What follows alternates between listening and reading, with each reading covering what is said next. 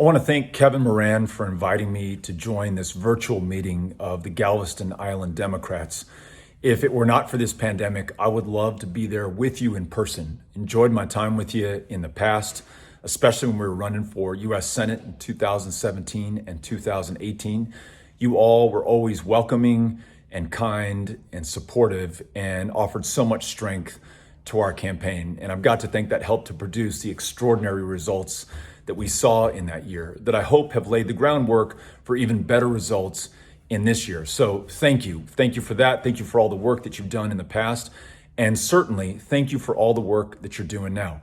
I know that there are many candidates from Galveston Island or supported by those who live in Galveston Island who are running for state house, for state senate, for judicial positions, for county sheriff, all of them important positions of public trust, all of them winnable by Democrats in this year, again, thanks to the great work that you've done. In fact, this year, we may very well take a majority in the state house for the first time since 2001. And what that means is that Democrats will have a seat at the redistricting table after the census is taken this year, and in 2021, begin to draw back in those fellow Texans of ours who've been drawn out based on race or ethnicity in an effort to diminish their vote and the likelihood that they'd vote at all in our elections. It's what produced a state that had the worst voter turnout record prior to 2018, not because we love democracy less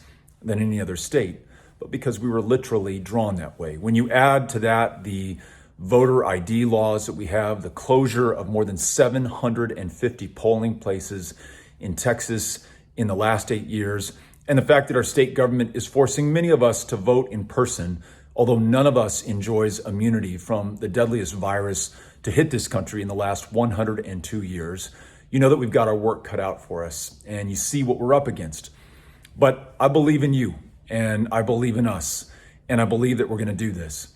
Many of you have joined our effort, Powered by People, which is seeking to register net new Democratic voters to the rolls and then contact every likely Democratic voter in every single one of the 254 counties of Texas. In fact, last night we had a phone bank, and our Powered by People volunteers, some of you among them, made more than 185,000 phone calls. These aren't robocalls.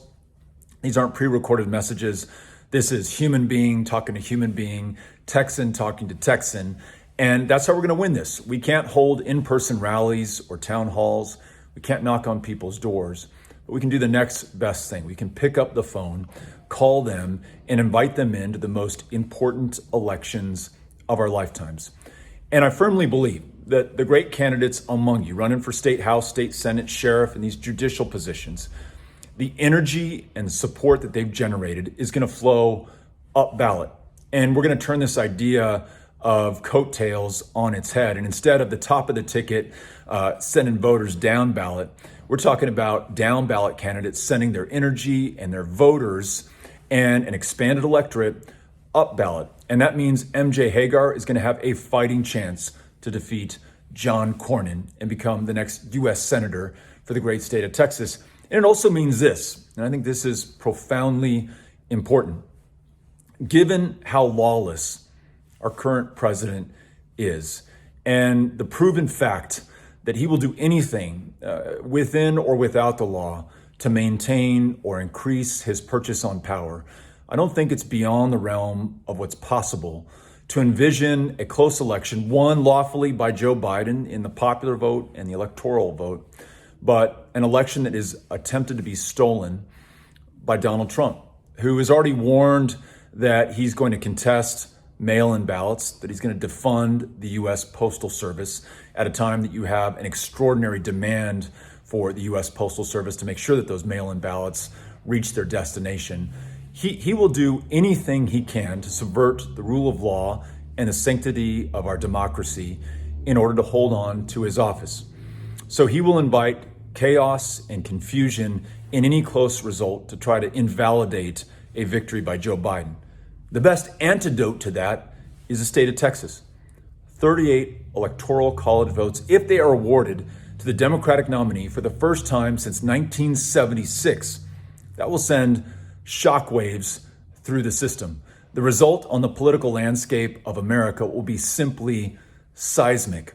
We will be able to turn the page on Donald Trump and Trumpism and begin the next necessary chapter for this great country and confront the greatest challenges that we have ever faced and be able to do that together. Over the next 80 days or less, each and every single one of us has to do every single thing we can to bring in new voters, to contact those voters who are already there, and make sure that they're committed to voting in the most important election of our lifetimes. I know, and Kevin warned me I'd be doing this, I'm preaching to the choir, but if there's any value in what I'm saying, know that those of us in the westernmost of the 254 of Texas here in El Paso, a good 12-hour drive from where you are fighting in common cause with you right now. And though we cannot physically be together, we are joined in the most important struggle of our lifetimes, and we're doing that together. And that function, that purpose, that resolve, that agency that we all have right now is the antidote to the temptation to despair in the face of true evil in the highest office in the land and some formidable odds right here in the state of Texas. So let's give this everything that we've got and look forward to celebrating, even if it has to be virtually, on the night of November 3rd, an historic victory right here in the state of Texas, made possible by the great work that you're doing out there in Galveston. With you, sending you strength and love, and looking forward to seeing you in person before long. Stay safe, stay healthy, and be well. Bye.